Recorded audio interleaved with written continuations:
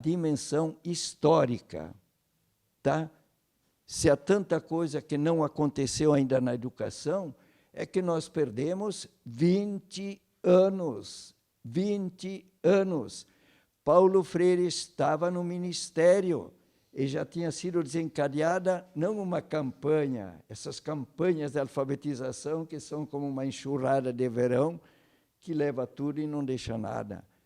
O grande programa de alfabetização e que foi violentamente interrompido. Eu acho que não haveria mais, hoje, analfabetos adultos. Não haveria mais. Era um programa articulado com toda a sabedoria de Paulo Freire, da equipe de todo aquele movimento de cultura popular no Brasil inteiro, e articulado politicamente para ser um trabalho sério, e foi violentamente interrompido. Então, nunca se fala disso. Se há analfabetos ali nesses dias que haveria 17 milhões de analfabetos no Brasil, e não se fala de outras coisas. Aqui eu tenho um livro, Paulo Freire com Donaldo Macedo. Donaldo Macedo parece que é das Ilhas do Cabo Verde, se não me engano, mas está nos Estados Unidos, lecionando nos Estados Unidos há mais de 30 anos, acredito. E aqui nesse livro, no capítulo 3º, o analfabetismo da alfabetização nos Estados Unidos. Macedo, é uma ironia que nos Estados Unidos, país que se orgulha de ser o primeiro e mais adiantado dos países chamado Primeiro Mundo, mais de 60 milhões de pessoas sejam analfabetas ou funcionalmente analfabetas. 60 milhões. Isso, os países que se consideram desenvolvidos, desenvolvidos em quê? Escondem certas realidades e querem ser o exemplo para outros, impondo a democracia com a guerra, né? 60 milhões. E nesses dias, tentando colocar ordem nos meus alfarrábios, aí encontrei recortes do jornal Le Monde que eu fazia durante o doutorado, que eu estava na Bélgica. E aí, felizmente, pena que eu não me lembrava. E ali está num artigo do Le Monde, 1985, aqui é de 88, e que fala, naquele artigo do Le Monde, falando de 60 milhões de analfabetos nos Estados Unidos. Gente, nós somos especialistas em complexos de inferioridade. Então, eles têm mais analfabetos do que nós. Esse ainda é um alto índice de analfabetismo no Brasil, é também devido a esse processo histórico interrompido. E aqui, falando de Paulo Freire e a vinda ao Brasil, o primeiro encontro com o Hernani Maria Fiori no Rio Grande do Sul, na década de 50. Está no pós-fácil deste livro do Hernani Maria Fiori. Essa é a segunda edição das obras do Hernani Maria Fiori. Eu gostaria que no currículo Lattes eu pudesse colocar e valesse alguma coisa. É só artigos para revistas internacionais, livros não valem. Eu, no ano passado, convidei o Luiz Oswaldo Leite, professor emérito da URGS, que foi jesuíta de São Leopoldo. Digo, o que tu aceitas? Vamos à reitoria, e propus para ele irmos à reitoria, que no contexto do resgate da verdade, que a universidade também está resgatando, não se resgate apenas a memória, mas o legado dos grandes mestres que foram alijados, excluídos, caçados. E aquilo que eu achei que ia ser uma reunião de uns 15 minutos com o reitor quis que fosse com o reitor e o vice-reitor. E foi de 1 hora e meia, 2 horas. E nós propusemos concretamente a reedição das obras do Hernani Maria Fiori. E a universidade assumiu e foram lançadas, então, as obras, os 2 volumes, na Feira do Livro, com a presença de seis dos 7 filhos do Hernani Maria Fiore, todos vivos ainda. Um deles, o Roque, foi professor da Unicinos muitos anos. Hoje ele está em cadeira de rodas, problema dele, de doença, é o mais velho, né? Não esteve o Pedro, que é um dos mais moços, mas está numa casa de saúde, uma casa geriátrica. Os 6 filhos, inclusive um que é professor em Londres, veio. O José Luiz, professor na Universidade Federal do Rio de Janeiro. A Otília Beatriz, professora aposentada da USP, casada com o Paulo Arantes, professor da USP. Foi ela que cuidou da revisão dos textos para essa segunda edição. Os filhos, porque sentiram também como um resgate da justiça, que nas cassações, quem tinha que assinar a comissão das famigeradas comissões de inquérito era o reitor da universidade. Na minha fala, eu fui um dos palestrantes dos 80 anos da URGS, e eu falei sobre Hernani Maria Fiore e a universidade, e na minha fala, em um dado momento, eu disse, dos reitores que eu conheci, e que eu conheço, e vice-reitores da URGS, eu tenho plena certeza que nenhum deles baixaria a cabeça hoje, como foi naquela época o reitor que assinou a famigerada comissão de inquérito. Então, gente, é também o resgate histórico. O Afrânio Coutinho, prefaciando um dos livros do Anísio Teixeira, ele diz que nós brasileiros somos tristemente famosos, fala brasileiros ou brasileiras, tristemente famosos por condenar ao esquecimento grandes personalidades da nossa história. E isso acontece. Então, o Hernani também, uma das minhas frustrações bibliográficas ou intelectuais, eu tinha proposto ao Paulo Freire, e ele aceitou de saída. E o Paulo, tu gostarias de nós escrevermos, quem sabe, em coautoria, um livro sobre Hernani Maria Fiore? Ele aceitou. E disse, quem sabe, tu vais para São Paulo, ficas lá uns dias, me entrevistas. Depois passou um tempo, aí um dia ele me disse, Balduino, eu gostaria antes de ler os textos do Paulo, reler os textos do Hernani, porque não seja só um texto afetivo. E aí passou mais tempo, um dia eu disse para ele, não sei se foi por e-mail, por telefone ou pessoalmente, Paulo, tu não tens mais tempo, todos os teus compromissos, quem sabe eu vou fazer uma seleção daqueles textos, das obras do Fiore, faço o xerox e te mando, tu lês aqueles textos selecionados. E aí não deu mais tempo, ele partiu. Então, mas há escritos, não só do Hernani, ainda não publicados, sobre Hernani, eu tenho ao menos uns 20 textos, né? E sei que o Paulo Freire gostaria. O pós-fácil deste volume é do Paulo Freire.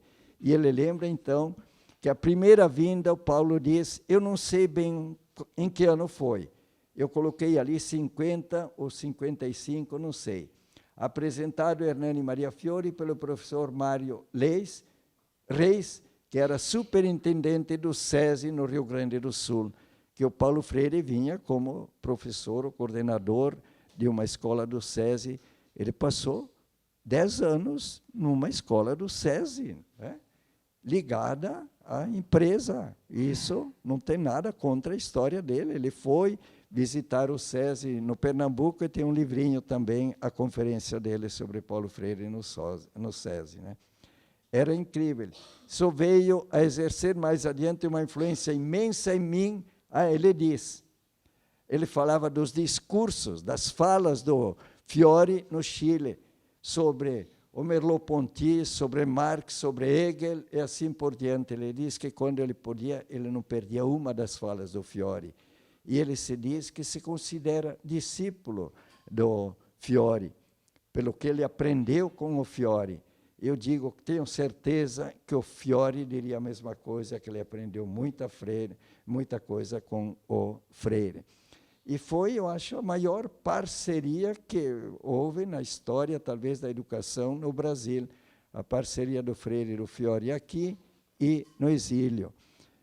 Bom, vamos adiante. Com o ministro da Educação para tratar com o Fiori, ele esteve aqui em 63, uma outra vez. Não sei se foi para falar da criação do Instituto de Cultura Popular ou de apoio ao Instituto fundado. Que quando a Beatriz falou que a Zila Tota esteve como secretária de Educação e o prefeito, o governador do estado daquela ocasião, ele não era nenhum revolucionário, ele era do PSCB da época, mas ele um homem de bom senso, uma grande educadora, e a convidou. Mas o Fiori dizia, ela não vai permanecer muito tempo, e ela permaneceu menos de um ano. E foi por isso que o Fiori teve a ideia, para dar continuidade ao trabalho, de criarmos algo que seja autônomo.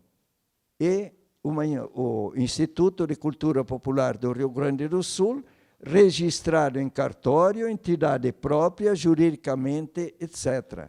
E temos a história, evidentemente, que durou 3 meses e meio apenas. Aquele artigo que saiu em Educação Realidade, eu tinha dado um título, aí os redatores da época me disseram, Waldo, dá um título um pouco mais claro, que o pessoal logo entenda de que se trata. E saiu como Educação Popular no Rio Grande do Sul nos anos 60. Está muito claro, mas eu teria gostado mais do outro título, né? 3 meses e meio de um sol de verão, antes que a longa noite baixasse. Tá? E ali, quando eu promovi no SBPC, que aconteceu pela primeira vez em Porto Alegre, em 1991, se não me engano, eu era diretor da Faculdade de Educação, promovi um seminário para o qual convidamos os fundadores cujos endereços pudemos conseguir. E foram 11 dos fundadores do Instituto de Cultura Popular que participaram 27 anos depois. Foi para nós, e está gravado, está filmado, temos o texto e temos a filmagem também. E ali, me lembro, não sei se foi um uruguaio ou um argentino, que foi pensando que fosse uma pesquisa sobre a Antártida, afinal, falando da longa noite, né? E aí eu disse, pois é também sob o gelo, não sabem, o meu pai também foi agricultor, se semeia o trigo e ele vem germinando também sob a geada e o gelo, e depois floresce. Bom, 1963, com o ministro da Educação. 1963, os recortes de jornais, já falamos, Ana Maria Zardim. Eu tenho os originais, devo restituir ainda, encontrei agora nos meus alfarrábios, devo procurar o esposo da Ana Maria Zardim, é um direito dele. Temos fotografias também, 600 ou mais de 600. E aqui eu falo de uma vinda também antes ou depois do golpe. Ali não está ninguém de Passo Fundo, mas está um dos participantes do... Não me lembro quem é que vai participar. O Telmo Marcon. Com certeza ele vai poder resgatar. Em Passo Fundo, o Paulo Freire esteve antes do golpe e depois da volta do exílio. Eu lembro porque, numa ocasião em que fui convidado para uma palestra na Universidade de Passo Fundo, e na hora do cafezinho, houve uma interrupção, era no curso de pedagogia, eu tinha falado, então, do primeiro encontro com Paulo Freire, em 84. Eu estava fazendo minha tese de doutorado, eu fui em 81 para a Bélgica. Em 83, a minha esposa e eu tivemos que voltar por causa da morte trágica do meu cunhado, único irmão da minha esposa, que deixou a esposa com 2 crianças, a menina de 3 anos, o Giba, que hoje é advogado, com 6 anos, eu acho.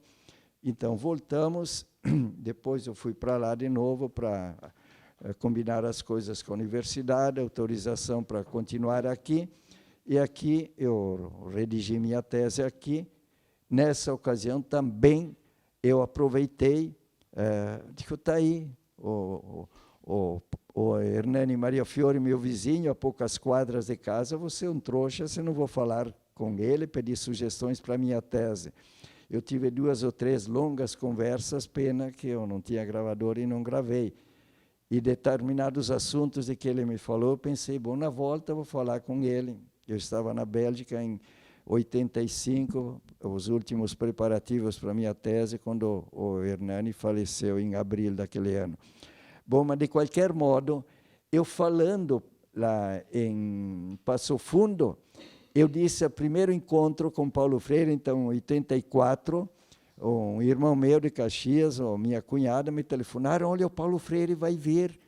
Ele foi para 2 dias, e não era um governo do PT, não, era o Vitório Tres do PMDB, foi convidado para falar o Magistério Público Municipal. E o Magistério Público Estadual, naquela ocasião, foi proibido de participar. O secretário de Educação era um coronel. Bom, eu fui para ouvir o Paulo Freire, ouvi falando ao Magistério Municipal, depois ele falou de tarde ao Magistério das particulares e aos jovens. E de noite eu pude ir falar com ele, foi a primeira vez então que me encontrei pessoalmente, uma meia hora no hotel. Depois ele teria também uma conversa lá com o prefeito, etc. E lá eu falei da minha tese, que eu estava preparando, a aproximação entre Freire e Mounier. Emmanuel Mounier, Paulo Freire, em Pédagogie de la personne de la communauté. Eu falei em francês, não foi para esnobar, foi para denunciar. Tive que escrever em francês. Um dia eu entrei na sala de um dos professores, eu disse, mas tu tem aí uma porção de tese